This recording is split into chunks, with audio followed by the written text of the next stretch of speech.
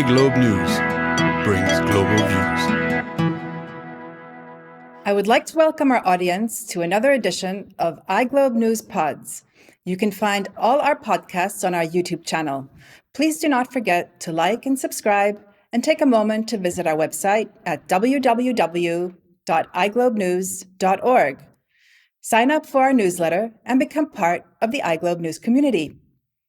Joining us today is iGlobe News Advisory Board member, Professor David Menashri. Thank you, Professor Menashri, for coming on our show. Thank you. Let me start by a brief introduction. You are a world-renowned scholar, lecturer, and expert on Iranian society, religion, and politics, Islamic radicalism, Iranian-Israeli relations, the Persian Gulf region, and the history of education in the Muslim world. You are Professor Emeritus of Tel Aviv University and founding director of the Alliance Center for Iranian Studies, the first of its kind in Israel. You are a senior research fellow at Tel Aviv University. You have held many important academic positions in a number of universities in Israel and internationally, including visiting fellowships and professorships at Princeton, UCLA, Cornell, Chicago, Yale, Oxford, Waseda, and a diplomatic academy, just to name a few. In the late 1970s, you spent 2 years conducting research and field studies at Tehran University on the eve of the Islamic Revolution. You are active in numerous NGOs in Israel and abroad. You are a member of the International Council of the Pugwash Conferences on Science and World Affairs and chairman of the Israeli Pugwash Forum. And you were president of the Citizens Empowerment Center in Israel. You have authored and edited 10 books and are finishing your new book on Iran, the United States, and the Middle East, and are currently editing a book on Iranian Jews in Israel. It's a great honor to have you on our show. It's my honor. Last week's talks resumed in Vienna and aimed at returning Iran to compliance with the so-called Iran nuclear deal, or JCPOA. The resumption of these talks came after a 5-month break following the election of the hardline president, Ebrahim Raisi, in June. Do you think the West lost an opportunity to make a deal with the more moderate previous government? In your opinion, is there a chance for a revival of the JCPOA? Well, we never know what opportunities we have missed. The fact is that there was a nuclear deal from July 2015. President Obama has withdrawn from it in 2018. President Trump, I think. Sorry, President Trump withdrawn from it. And we know that President Biden, even before he was elected, he wished to come back to the deal. And there were negotiations before the presidential elections in Iran. And then the Iranians decided that they wanted to postpone the discussion and meetings after this new administration is in place. In a way, the West did not stop the negotiations. The West, America, and this time Europe with it. They wish to hold the meetings, but you can't force the Iranians to come to the meeting. So technically, this is the situation. But the question is not technical.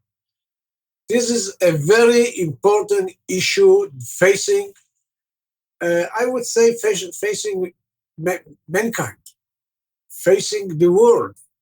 Many people think that the Iranian nuclear program is the problem of Israel. Well, it is not. It is also the problem of Israel, but it's also the problem of Europe. It's the problem of the free world. It's the problem of the United States. It's the problem of all of us. A Middle East with Iran holding such a radical ideology on one hand and nuclear capabilities on the other hand will be a new era and not a good era in the history of the Middle East. So I think that we are all in the same boat on this issue. And it's time that also the Iranians will understand that they cannot come to negotiation table only asking and demanding. You also have to give something. This is the nature of even the bazaar in Tehran. They work like this. They negotiate. They argue about prices. But I think that that's something that the Iranians should take into mind. For some reason, the Iranians believe that they have the upper hand, that they are powerful and they can dictate the rules of the game. I think that this is, in my view, far from being true. What we see is that the Iranians, who are the weak side, are behaving as though they are powerful. This is the strength of the weakness of the Iranians. The Americans, who are more powerful, they behave as weak. Should I say it? We are having the weakness of the strength and the strength of the weakness. For example, the Iranians come to Vienna. It's a beautiful city, as you know, but they don't agree to sit in the same room with the United States. I think this is childish. This is not serious. They should come to the negotiation table, put everything on the table. Everyone would say what is their goal and what they want to achieve. No one would achieve everything, but hopefully they'll come out with a compromise. One final remark here. The Iranians behave as though Russia is with them and China is with them. This is not necessarily true. In time of truth, when China will have to choose between the United States and Iran, they will be on the American side. The same goes, in my view, with the Russians. So it's not that you have all the benefits and all the power in the world. You have to be more humble and think about your people. This deal or renewed deal is a good chance from Iran to get out of the misery of its people. Human rights in Iran, the gap between rich and poor, the environmental problems, the lack of water. And there are so many other things in Iran. Let's put aside this nuclear issue and start dealing with the real problems of the Iranian people and let the Americans and Europeans and Israelis deal with their own problems. That is a very good introduction to this topic, and you mentioned very many important issues that I'd like to break down during our discussion. President Raisi has a new chief negotiator, Ali Bagheri Khani, who once called the nuclear agreement a sick child and said everything negotiated during the 6 rounds of talks between April and June 2021 was open for discussion. How do you understand this new Iranian approach to the negotiations? You know, we all have our children that we love. We always have also some goals which we think are essential. We all have red lines. But here you have to decide what is your goal. If your goal is to continue and struggling with the Americans, I'm not sure that it will benefit the Iranian people. And this dilemma was on the table on 2015, before the JCPOA. And then the supreme leader of Iran said that for the sake of Iranian interest, we should enter negotiations. And he called it heroic what was championship, or he said it is a heroic step to come and deal with the enemy. The same dilemma was in front of Ayatollah Khomeini after 8 years of war between Iran and Iraq, in which close to 1 million people have been killed or injured in this war. Ayatollah Khomeini said, it would be sweeter for me to drink poison than sign an agreement with Saddam Hussein, but we don't have a choice. This is the situation. We are doing a deal, not which is the ideal. We are doing a deal which is possible. So I think that they should be more realistic. And I can tell you, Iran, throughout its 42 years of Islamic regime, has often enough has been more pragmatic and rational. They know how to be rational.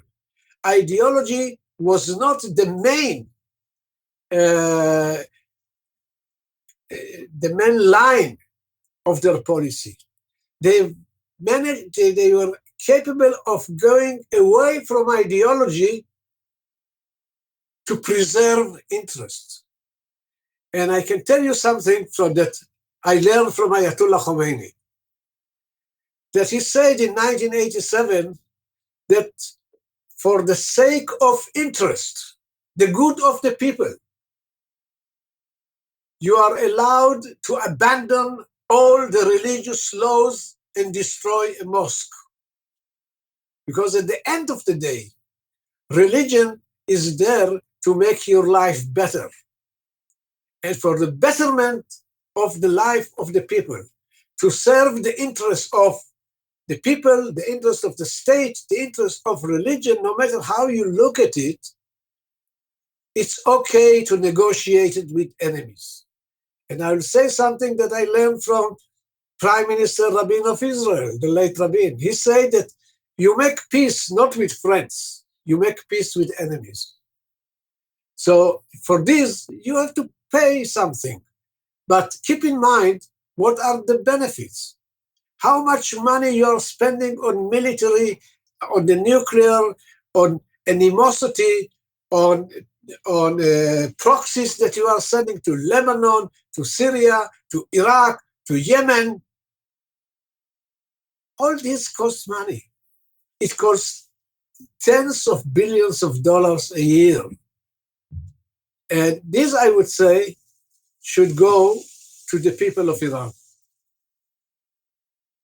Yes, and the people have been getting increasingly anxious and angry because of the severe drought that they have been suffering and the blackouts that have been going on all over Iran. And that is in addition to the severe maximum pressure sanctions that have been in place since President Trump reimposed. Do you think this will be enough to have Iran act more pragmatic, as you just said? Well, you know, everyone knows that the people of Iran are suffering. From in the last few years, there have been constantly demonstrations in Iran against the government. They are picked up now mainly on the question of water that they don't have, electricity cut, and you just follow the slogans that you hear. For example, why should I care about Lebanon or Iraq? My life is for Iran. And they speak about the price, the inflation, the unemployment, all the housing shortages. So I think that if you follow what happened recently is that the anger of the people is going directly to the supreme leader as the head of the state, and also is becoming a tool against religion. Maybe the leaders of Iran are devoted Muslims today, but go to Tehran, you can go from Vienna, COVID permitting. And I heard from a friend who came from Tehran, and I met him.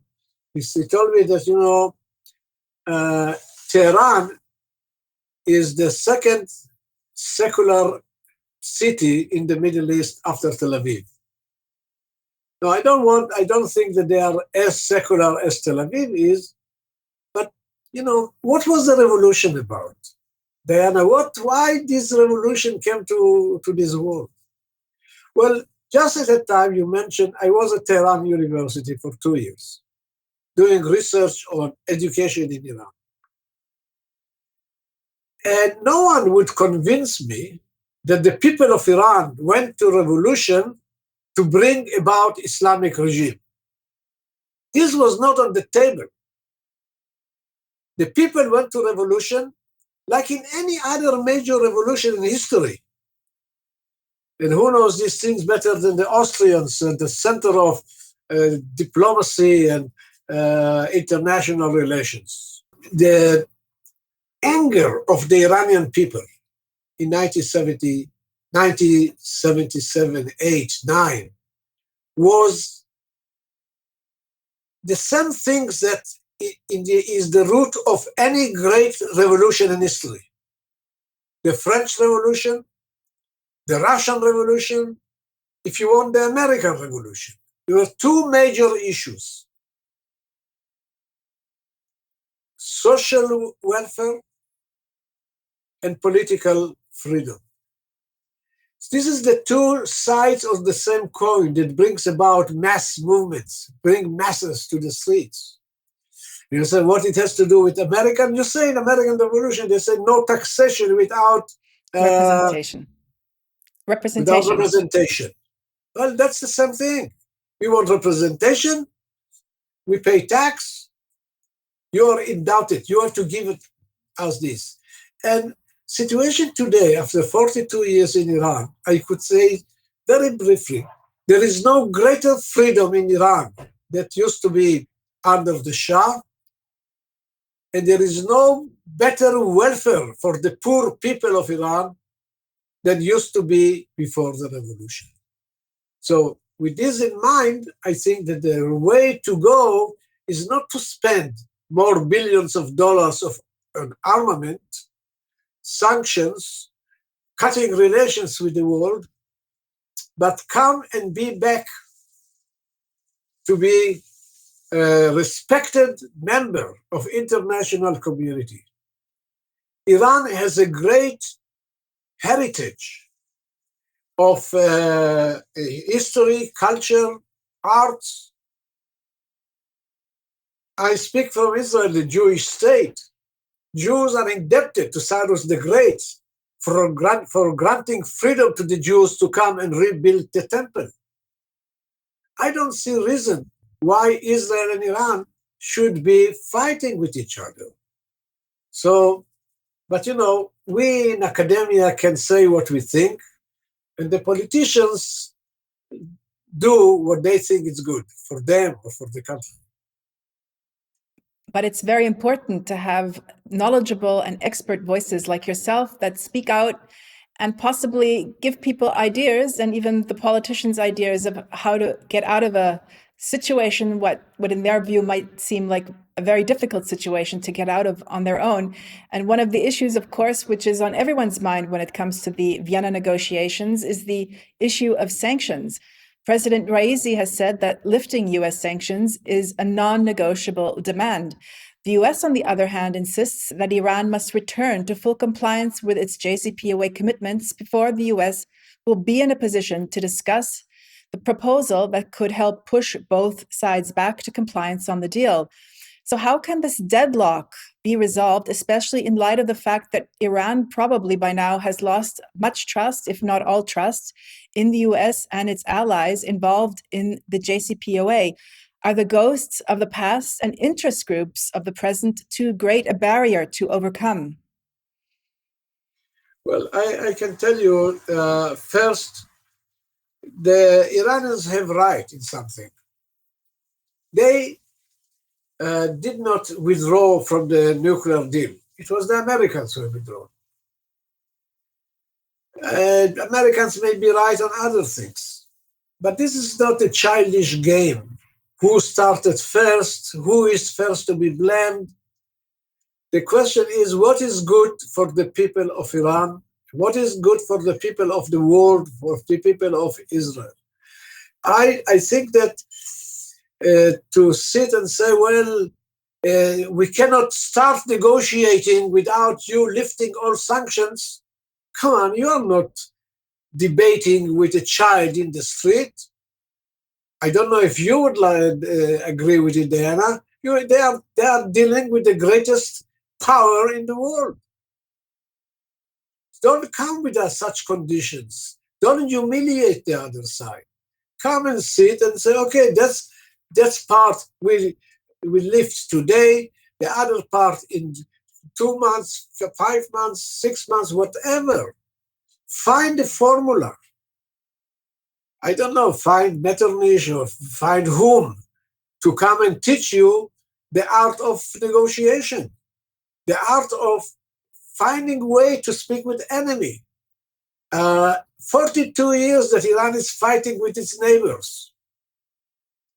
What are the gains of Iran? That they are now helping Yemeni people to kill that the children will be killed. They are sending soldiers to Lebanon or supporting Lebanon, supporting Syria, and they are very happy about it. We are controlling 4 capitals. Why should you control 4 capitals? Control Tehran.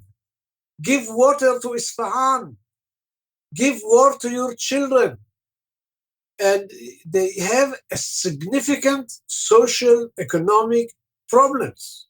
See how many students graduate from universities every year and how many jobs are there in the market. This is the problem. See all kind of gaps that exist in society. Iran today is not Iran of 42 years ago. Take women in Iran. Come on, you cannot ignore the right of women in Iran. They are a real power engine in running the state. So you cannot ignore the women. Why ignore the ethnic minorities? Over 40 people of Iranian population are ethnic minorities. Azerbaijanis, Kurds, Turks, Baluch, Afghans. And they live in the most miserable, economically weak parts of the country. So you have society that is 85 million people. The 85 million people are the owners of this country. And their interest should be a primary goal in the minds of the leaders. And it's not that I say that they are not, this is not the case.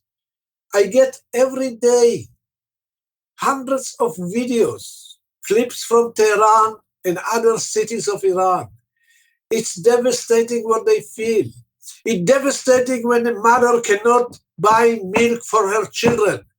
And don't blame it on sanctions. Don't blame it on the Americans. If you had your priorities right, this should not have been the problem.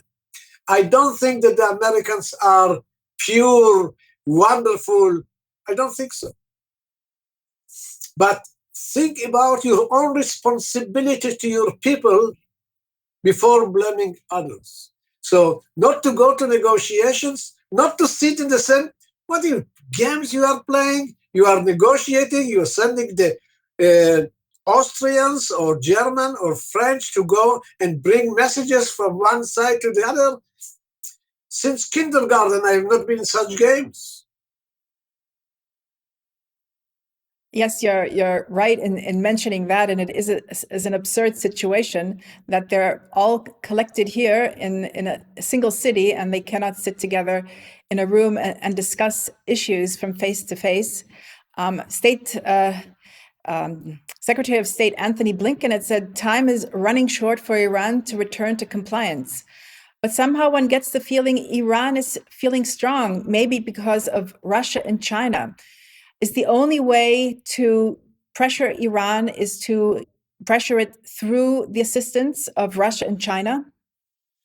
Well, you asked about Russia and China, and let me first say a word about Europe. The success of the JCPOA in 2015 was the transatlantic alliance between the American administration and Europe, the EU. This was an important message to the Iranians. Since Trump, this doesn't exist. And I think that now Biden is reviving this alliance with Europe. Europe, in my mind, is the most crucial part of the world when you deal with Iran. They admire Europe. They want, they follow Western culture. They like your products. Well, they also like Russia and China as partners. But Russia and China are not the toys in the hands of the Iranians. They have their own interest. And their interest is not necessarily the same. Russia is allowing Israel in Lebanon, Syria, and parts of Iraq to operate against Iranian targets. It is not that they really are, the Russians have their own interests. For Russia, America is important. And just today, we heard about this telephone conversation between Putin and Biden. This is the issue of the great powers. To solve the problem of Europe, to solve the problem of Ukraine, this is a major issue. And when this is one issue, and Iranian nuclear program on the other side, which one is more dear to the heart of the Russians? I think that they will try and stay in the camp, not the camp, together with the United States and Europe. China, I would say a word about China. Well, China's interest in the Middle East is not similar to Russia's. Russia has geopolitical design and interest in the region. And as long as they are satisfied, they are happy. Sometimes they close to Iran, sometimes they close to Israel, sometimes they have problems with Turkey. There's grave issues in this region. China, I think, is most interested in the economy. And in Iran, there are different camps. Well, we speak about Iran, maybe now it's time to say that not all Iranians are on the same camp. You saw Rouhani was one ideology, Ahmadinejad was another, Khatami was another, and now you have Raisi. Within Iran, even within the clergy, there are different opinions. There are different interpretations of what should be the meaning of the law, of the Islamic law even. The jails in Iran are full with clerics. So it's people think, well, this is not one camp. They have by and large two major camps in Iranian politics. One is what you would call pragmatic, reformist, liberal, if you want, moderate, if you want. I prefer to say pragmatic. The other camp is radical, extremists, conservatives, orthodox, less pragmatic, more dogmatic. The competition between them started in the early days of the revolution. Now, however, for the first time in 42 years, you have a situation that the three heads of the branches of government, executive, legislative, and the judiciary, are headed by radical conservatives. This is the first time. Until now, there have been one controlled the government or the presidency, the other had the parliament. The judiciary was always within the conservative clergy. Now the three branches of government are in the same place. Now also you have a supreme leader who is not young. Now, if someone like my age say not young, it means that he is old. That he thinks about his legacy. And he became more radical. Khamenei was president in the 1980s. Since he became supreme leader, he became more extremist and conservative. Why? The supreme leader belongs to the people who are not elected. He doesn't run for office to be elected every 4 years. So people who are non-elected, like people in the Revolutionary Guards, the Supreme Court, the supreme leader, they can be extremists. President in Iran must be relatively pragmatic. Why? Because he had to feed 85 million people. And you don't feed people with slogans or say revolutionary patience. Someone said, but with revolutionary patience, I cannot go to the supermarket and buy bread for my children. Today, this is a reality. And now, for the first time, the president is very close to the supreme leader. So you have the legislative, the executive, and the judiciary headed by extremists and with alliance with the supreme leader. Now, where is Hassan Rouhani? Where are all the people that we knew until last summer? They are gone. How long they can go with it, I don't know. But I heard something when I spoke once about these two camps in Iran. It was 20 years ago, and I remember that an Ayatollah in Iran wrote an article in a reformist weekly, and he called the young people of Iran to obey true Islam and to not to cross red lines. A young student whom I don't know, he wrote an article in answer to this Ayatollah, and he said that the title of the slogan was very interesting. Father, the society is young. It sounds good in Persian. Pedar Jameh Javon asked. Pedar is father, also in Persian. And he said in the beginning, you tell us not to cross red lines and to obey true Islam. Would you tell us how many Islams are there? Who decide which is false and which one of them is true? So that we will know. And you tell us not to cross red lines. Who decides what the cross lines are? And the punchline was at the end of the article, in which he said, the problem is not that we, the young people, are crossing certain unidentified red lines.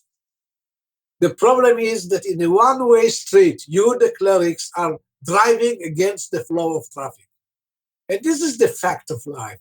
The people want to breathe. The people want to go forward.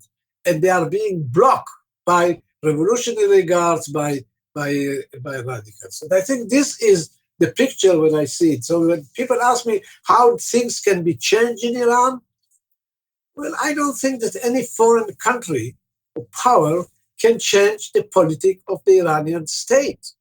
It's up to the young people of Iran to decide. Now, mass movements of the young people, they don't have this habit of announcing ahead of time, beware of July 14, there's going to be the French Revolution, or November or October, going to be a revolution in Russia or whatever. They suddenly erupt. all of a sudden you can see, not for a significant real issue, people unify and say enough is enough. We are close to this stage in Iran, but I cannot promise you this will happen in 5 years or 10 years or 20 years. At the end, the Iranian people will choose their way, which is different from the way that the clerics are going.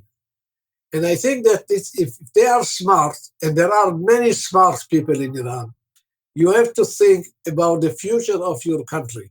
And the future of your country is not how many troops you have in Baghdad, how many Hezbollahs you have in Lebanon, and how many Houthis you have in Yemen.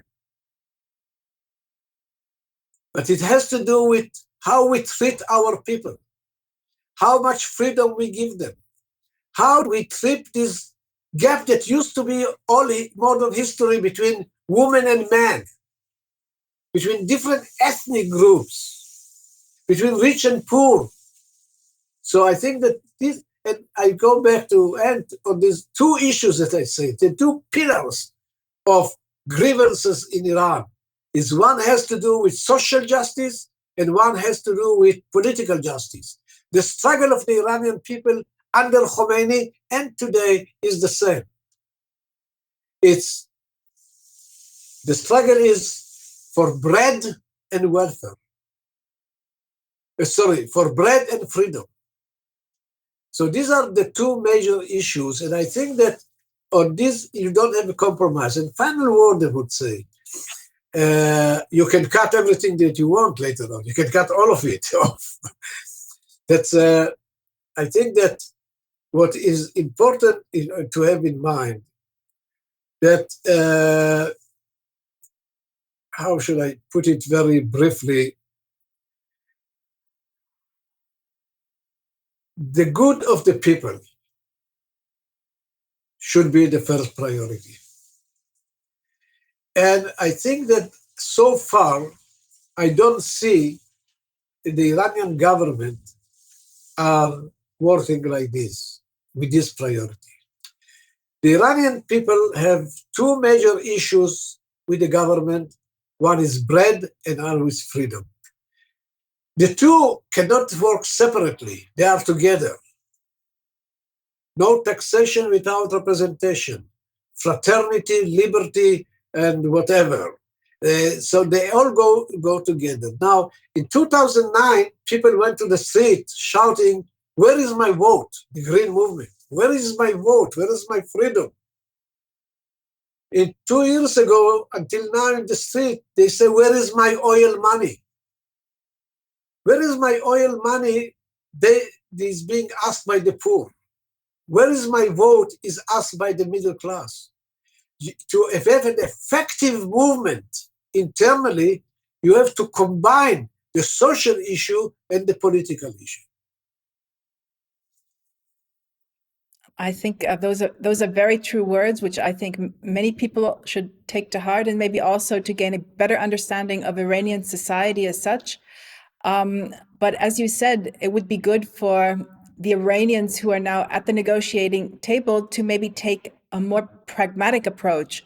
So one more point on this, Iran has mentioned that it wants assurances that the US will not pull out of the deal. This doesn't seem likely because if a new administration comes, there's no assurance that they'll stay in the same room and at the table.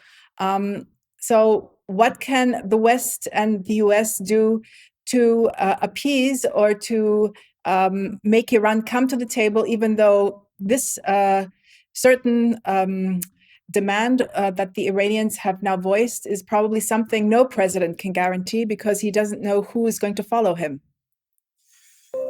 You gave the answer, Diana. You cannot ask someone to do more that he is capable of doing. Constitutionally, Biden cannot guarantee that the next administration would do A, B, or C. But negotiations and deals is a process. Then make it gradual. It's not an agreement for 2 years. It is a process. And you have to build confidence. It's important. But how you can build the confidence if you don't even agree to sit with them in the same place? I'll give you an example from the life of us Israelis. In 1977, Anwar Sadat, the president of Egypt, the enemy number one of the state of Israel, decided that peace would serve his interests better than war. And he was invited to come to the Israeli parliament. He spoke to the Iranian people. And when you speak to the people of the other side, all the ice has been melted. Everybody comes and say no more war, no more bloodshed. Next to the Prime Minister of Israel, that's the way to do it. Build confidence, come and speak, invite them to your country. But if you don't invite them to your country, you don't want to sit with them, you don't want to go to their country, you go to America once a year in the General Assembly and speaks against Iran, and now you can also go there without going there by Zoom. That's not, you have human beings should learn to live with one another. I don't think there is hatred in the West towards the Iranians. I think there is much appreciation to the Iranian people in Western culture. Iran is a great civilization. Take all this that you have and bring it, show it to the people of the West. Be partners, make compromise. All the bazaar business is based on compromises. So I don't know how to speak about it, but I think that you have a great civilization. You have a miserable current situation of the people. You have an administration that they think about their own interests before thinking about the interests of the people. And you can say it's similar to the Americans, to Israeli policy that we don't have time to speak about it today. I don't think that the Israeli policy is the right policy. I don't think Bibi Netanyahu was serving Israeli interests by his anti-Iranian statements. But I think that both sides have to ask themselves, what is the best way to put this animosity aside and find a way to build bridges between different societies? To remind you, America was not involved in Iranian policy until after World War II. As you know well, history started before World War II. In the modern history, the enemies of Iran have been Russia and Britain. Only after World War II, America became more involved. America has never taken an inch of Iranian territory. Russians have taken. So, not that I want to cause animosity between Russia but I say that you have to be in a stage as it lets the past stay in the back door and think about not what they have done to it, what they said and what we said. I'll give you one example that Iran did to fight against the Islamic State, Daesh. Iran allowed Russian military airplanes to land in Iran and go and attack Daesh. This is against Iranian national interest to have foreign army send its airplanes to your territory. But, when you fight with a major enemy, calm down on the others, they're relatively less important. Iran has major enemies, major challenges. I can tell you, animosity from the United States or Iran or Israel is not the prime causes for the problems of Iran. As you said, they're probably internal, and it's the internal question that will determine the future of where Iran will go. I did want to bring Israel into our discussion. The Director General of the IAEA, Rafael Mariano Grossi, has compared his agency's efforts to monitor Iran's nuclear program to flying through dense clouds. Now, Israel has historically now, ever since this JCPOA has been on the table, has not been a great supporter of the Iran nuclear deal. Has the change in government in Israel changed anything regarding the stance? And what will Israel do if Iran does return to the JCPOA? Well, no, the question is not what is Iran, what Israel would do. The problem is what Israel can do. And this is not much. Israel cannot act against the United States without coordinating with the United States. He cannot work against Iran without some understanding with the United States. You are right about the Israeli policy under Netanyahu. There's not only been hostile against Iran. They made Iran as a major issue, sometimes also for domestic political interest. Now there is a new government, and the new government is basically following Netanyahu's line. This is a weak government. It's a coalition of 8 parties. So when I see all time that I see that Bennett speaking, the new prime minister, I think in the back of his mind, he is asking, what would have Netanyahu done in this place? I would suggest put Netanyahu aside. He's not the prime minister. Think about your policy and do what you think is good for the country, regardless of whether Netanyahu was doing A, B, and C. And another word about the United States and Iran. Because I think the major issue is not Israel here, it's the United States. United States has done great favors to Iranian national interest in the last, at least since the revolution. First, Carter was nice enough to not to stop the falling of the Shah. But then take from 91. In 1991, American troops led by coalition went to Iraq to destroy the military power of Saddam Hussein, the enemy number 1 of Iran. The enemy number 1 of Iran was destroyed by the United States and its European allies. Oh, well, of course, Australia, New Zealand, and others. 2002, America went the other side of the Iranian borders to Afghanistan and removed the Taliban. 2003, they returned to Iraq and removed Saddam Hussein.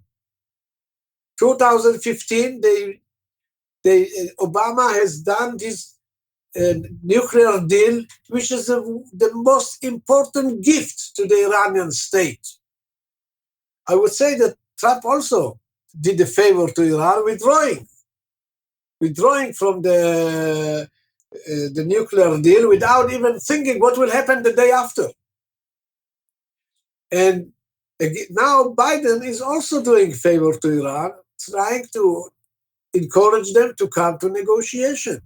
So this is not act of enemies. These are acts that really help your national interest. Take advantage of it. Okay? I think that we, in many years in the future, people will not understand why all this animosity. And it's still they have time to speak with each other and resolve the problem, because this will serve the interest not only of the United States and Iran, it will make life much better for people in Europe, in most of the countries of the world, people who want to calm down tension and unify their forces to struggle against the enemies of modern civilization.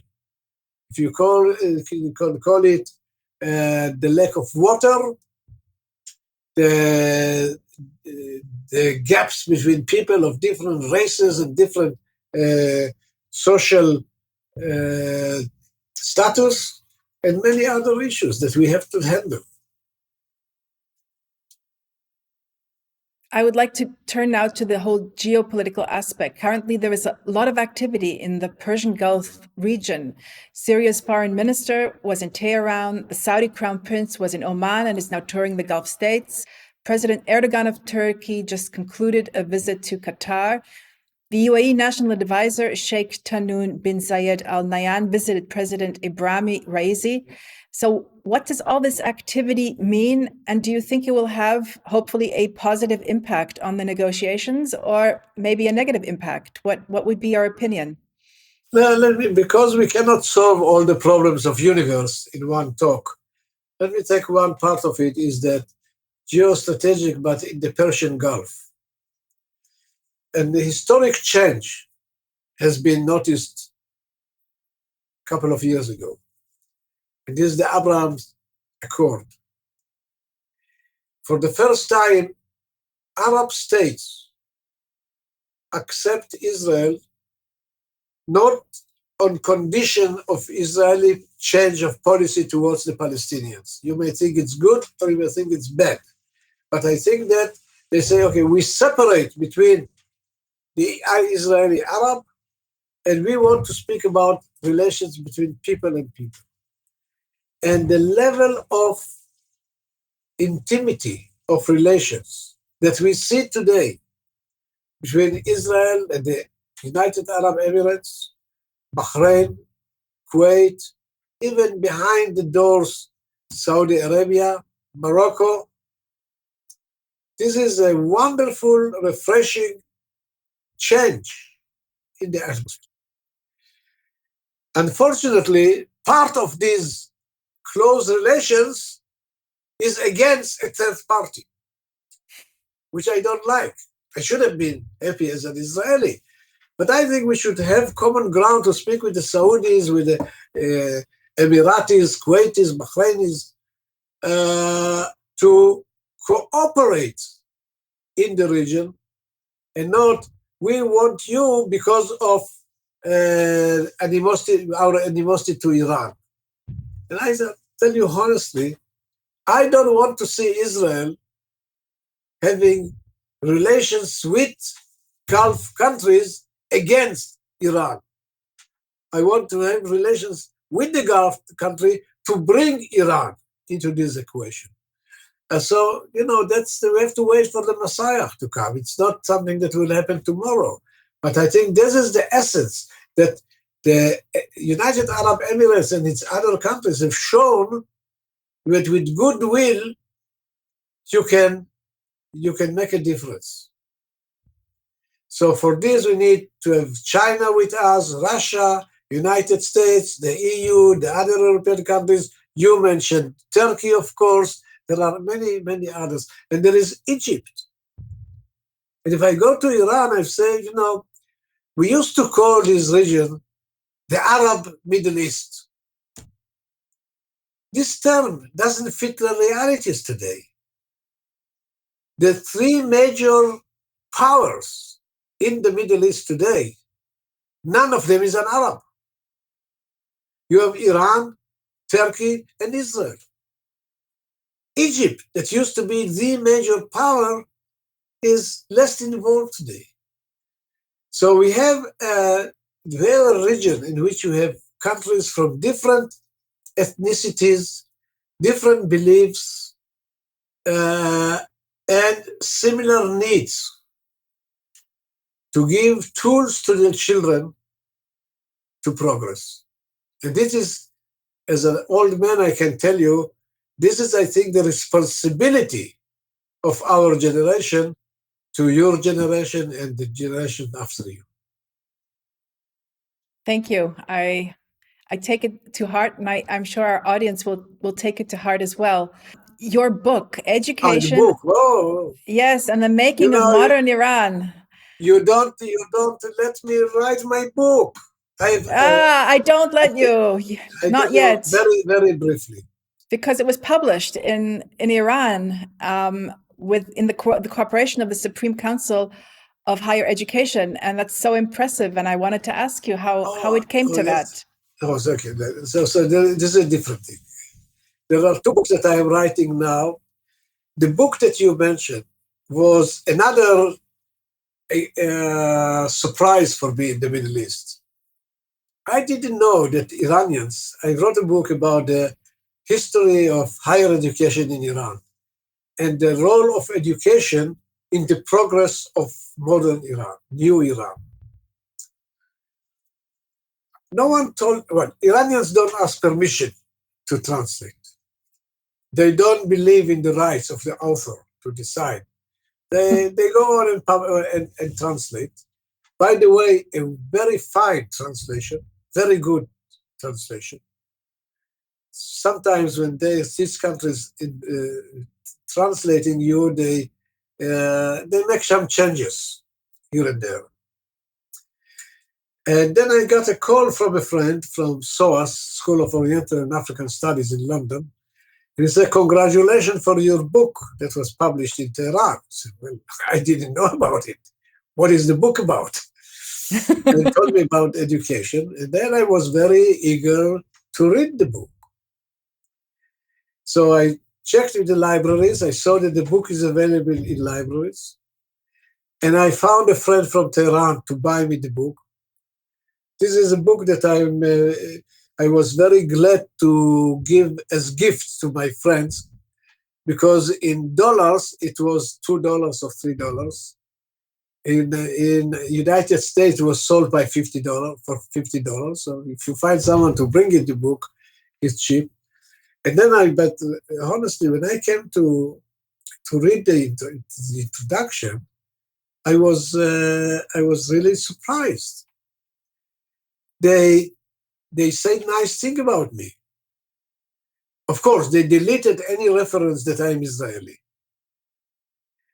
So even whereas the name of my wife was in the book, that I dedicate the book to my wife, they changed it with "in the name of God the Merciful, Bismillah ar-Rahman ar-Rahim," which is okay. That's understandable.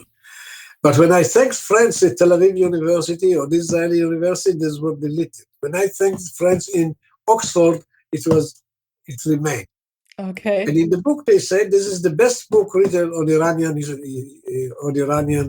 education. Well, congratulations. That's so very impressive. And I think the world needs more people like you, Professor Menashri, to build these bridges between all countries of the world. And now I would like to turn to the current book that you're working on, your new book with the title Iran, the United States, and the Middle East. And in addition, you're also editing a book on Iranian Jews in Israel. So my final question to you is, what is your new book about? And are there many Iranian Jews in Israel?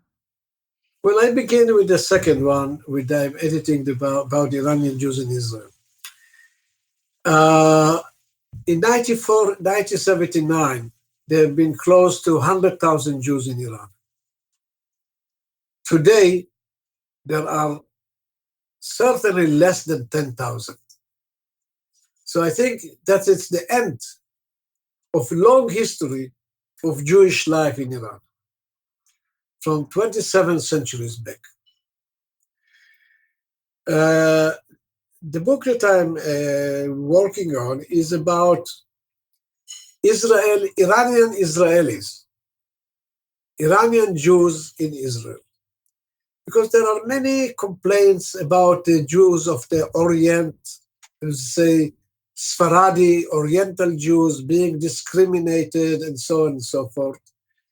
And I wanted to see the waves of immigration under the Zionist ideology from the late 19th century, when your Austrian friend came with his ideology of Zionism, Theodor Herzl, and he belongs to you, isn't it? Herzl. A very well-known personality. Of course. So he brought this ideology of modern Zionism or Zionism, and Jews started coming in the late 19th century to Israel, and the largest wave were one in 1948 with the foundation of the State of Israel, and the second wave with the Islamic Revolution. And I'm trying to find out their integration into Israeli society, their progress, and I can tell you the conclusion that I have. Mhm. Unfortunately, Jewish life doesn't have future in Iran. And I don't blame the government in Iran or so on and so forth. From Iran, Jews were not forced out. They have chosen to leave. In 1948, in 1979, they left the country. But when I look the success of Iranian Jews out of Iran, this is amazing. Look at the achievements of Iranian Jews in America. The majority of them are in America. It's unbelievable how people who escaped a revolution came to occupy so prominent positions. Look, search the 10 richest Iranians. You'll find the name to see how much their fortunes, what companies they control. So I think that this exit from Iran is irreversible. I don't think that if situation is changed in Iran, the Iranians, Jews or non-Jews, in United States will go back to Iran. I certainly don't think that the Jews, Iranian Jews in Israel will go back to Iran. This is an irreversible process. And we spoke about the misery of Iran, the problems that Iran is facing. Look at the brain drain. How many great minds, educated, paid for by the Iranian government, are now benefiting other countries. When I wrote my book about education in Iran, I found out that half of the medical doctors, graduates of Tehran University, the first medical school, Tehran University, half of them were working in the 80s outside the country. Can you imagine which is the best medical school in your country? University of Vienna or? University of Vienna is certainly the oldest and I guess you could say the best medical school in Austria, yes. Okay. I can tell you that half of the graduates of Vienna Medical School are working out of Europe or Austria. This is bad. So I think that here is the situation. So many talented, gifted people. It's when I say so many, it's not 100,000, 200, it's millions who left the country and no one can bring them back again. And honestly, someone who has been grown up in Western democracy would go back to live in Iran? Difficult. So this is related to, I asking this question with regards to the Iranian Jews.